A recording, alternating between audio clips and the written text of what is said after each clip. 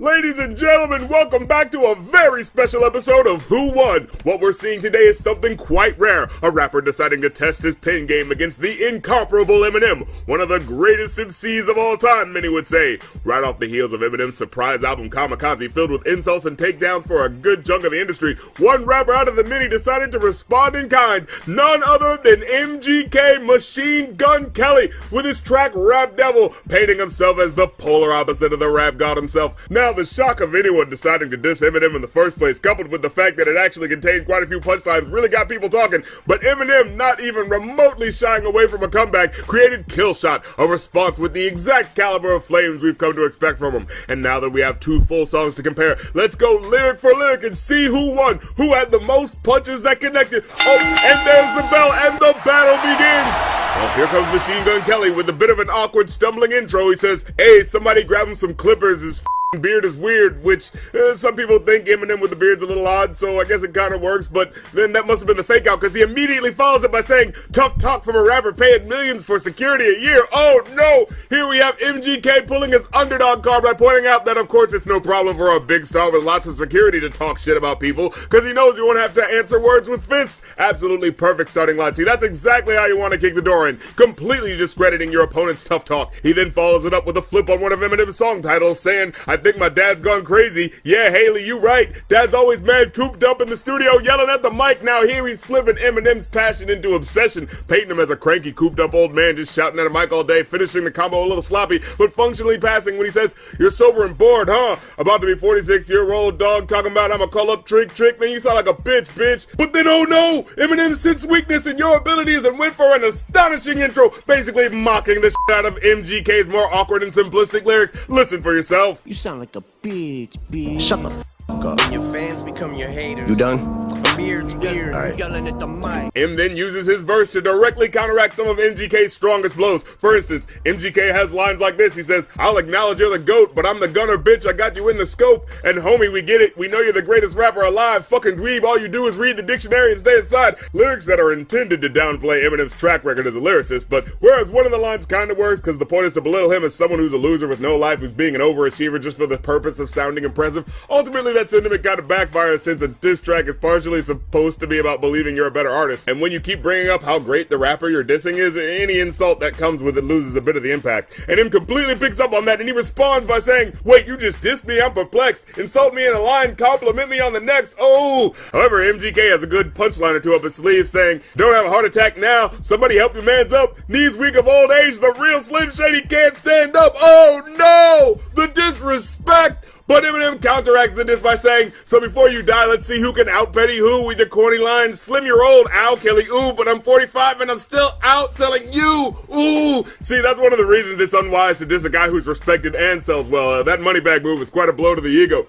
MGK returns fire with his next method to take Eminem down, going after physical appearance. He says, "I'm the prodigy. How could I even look up to you? You ain't as tall as me. 5'8" and I'm 6'4". 7 punches, keep your head still. Last time you saw 8 Mile was at home on a treadmill." And of course, he hits him with the hook with a couple of jabs. He's saying, "I'm sick of them sweatsuits and them corny hats. Let's talk about it. I'm sick of you being rich and you still mad. Let's talk about it." But him turns around these insults by appropriating the imagery of the original diss song to make a mockery of it. A classic diss track move. He says, "Damn, I'm really sorry you want me to have a heart attack. Was watching 8 Mile on my Nordic track." And then he flips one of his own songs while at the same time taking a page from Ether by Son and the Dude, figuratively and literally, when he says, "Realize I forgot to call you back. Here's that autograph for your daughter. I wrote it on the starter cap. Stand, son, listen, man, Dad isn't mad, but how you gonna name yourself after a damn gun and have a man bun?" He then continues to rip on his physical appearance in response to MGK's jab, wrapping the insults in more clever wordplay and metaphors. He says, "I'll give you a B for the effort, but if I was 3'11", you'd look up to me, and for the record, you suck a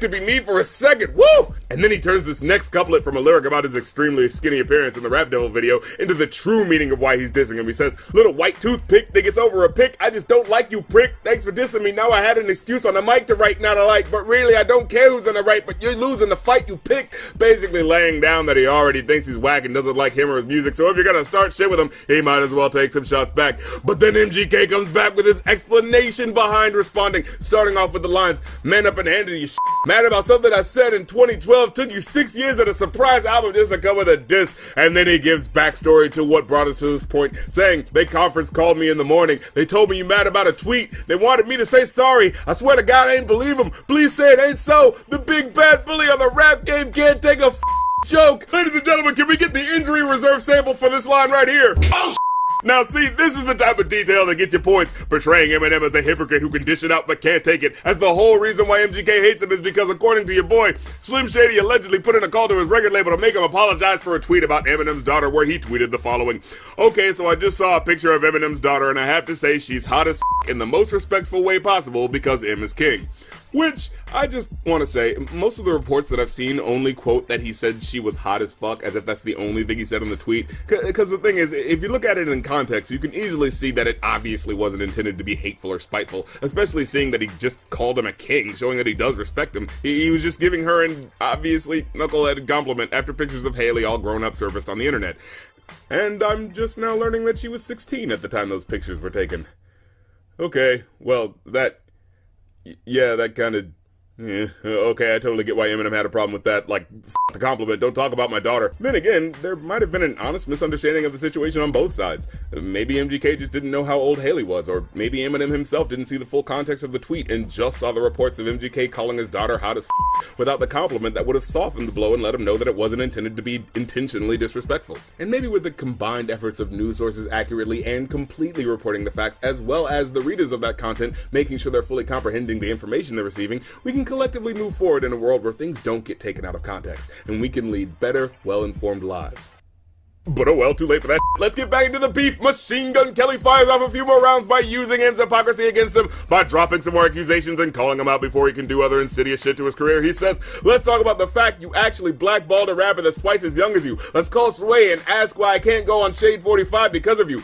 And don't be a sucker and take my verse off of Yellow Wolf's album. Thank you. I just want to feed my daughter. You tried to stop the money to support her. And in the face of these accusations, Eminem kinda stumbles with a few lines, sputtering a few bars that just don't fully connect. He's saying, now let's talk about something I don't really do. Go in someone's daughter's mouth stealing food, but you're a molehill, I'm gonna make a mountain out of you. Now, he never counters MGK's accusations with any explanations of his own because MGK says you're trying to block his career, so what's your response to that? He just kind of avoids it, instead opting for a play on words that doesn't really pop like it should. Now see, I believe he's trying to say he's gonna make a bigger deal out of MGK than necessary, as we all know the phrase's meaning, but by itself, just saying that you're gonna metaphorically make a mountain out of molehill, that's just something that doesn't feel insulting, you know? He then says, are you eating cereal or oatmeal? What the fuck's in the bowl? Milk, Wheaties, or Cheerios? Cause I'm taking a shit in them, Kelly. I need some reading material.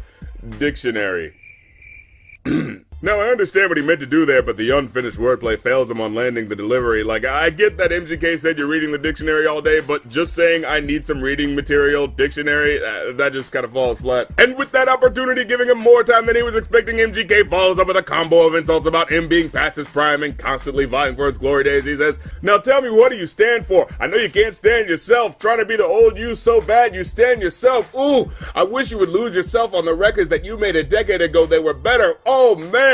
He like, damn, he a younger me, except he dresses better on him ugly. Ooh. Then he says, hello, Marshall, my name's Colson. You should go back to recovery. I know your ego is hurting just knowing all of your fans discovered me. Oh, but oh no, ladies and gentlemen, he trips up with the next line saying, let's ask in a scope how you had Paul Rosenberg trying to shelf me. Still can't cover up the fact your last 4 albums is as bad as your selfie, which saying that someone has a bad selfie just seems like a strange, unimportant thing to bring up. Like, unless there's an infamously viral pic of him looking bad on his Instagram, that joke doesn't even really work. And even so, according to Genius, Eminem actually posts shitty selfies on purpose as a tongue-in-cheek joke about his age, so in that case it works even less as an insult. And Eminem takes full advantage of this misstep. Now he pummels him with the next few lines. He says, yo Slim, your last 4 albums sucked, go back to recovery. Oh shoot, that was 3 albums ago, what do you know? Oops, know your facts before you come at me, little goof. And then he says, younger me, no, you're the whack me, it's funny but so true, I'd rather be 80-year-old me than 20-year-old you, oh my goodness. And then my friends, there's no coming back from this next line. He says, yeah bitch, pop champagne to this. It's your moment. This is it. As big as you're gonna get, so enjoy it. Had to give you a career to destroy it. Now, ladies and gentlemen, hold on a second. No, your speakers didn't turn off. That was the moment of silence we needed for MGK as Eminem puts the nail in the coffin of this rap beef. ladies and gentlemen, I have no idea what can bring you back from that. MGK is limping around trying to find a line that can counter it, but it's not working. Eminem just keeps on striking and striking. He says, your red sweater, your black leather, you dress better, I rap better. Is that a death threat or a love letter? Oh my God, Eminem is just dancing around his victim now. The veteran MC just looking like a cat playing with his food just before ending his misery. And MGK is on the ropes defending himself for dear life, but the wordplay just ain't connecting. He says, EST captain, salute me or shoot me. That's what he's gonna have to do to me when he realizes there ain't shit he can do to me. Oh no, repeat rhymes are not gonna get you any points, ladies and gentlemen, especially on a track where you're trying to show you're the better rapper. Oh goodness, folks, this hurts to watch. He says, according to them, you're a national treasure. To me, you're as soft as a feather, the type to be scared to ask Rihanna for a number. Just hold her umbrella, Ella. Oh, homie, no. Homie, no. We stopped doing that after the Fat Joe verse on the Make It Rain remix, my guy. Stop it. No, you just look bad. Oh, goodness, and Eminem's onslaught continues. He says, exhausting, letting off on my offspring like a gun barrel. Bitch, get off me. You dance around it like a sombrero. We can all see you're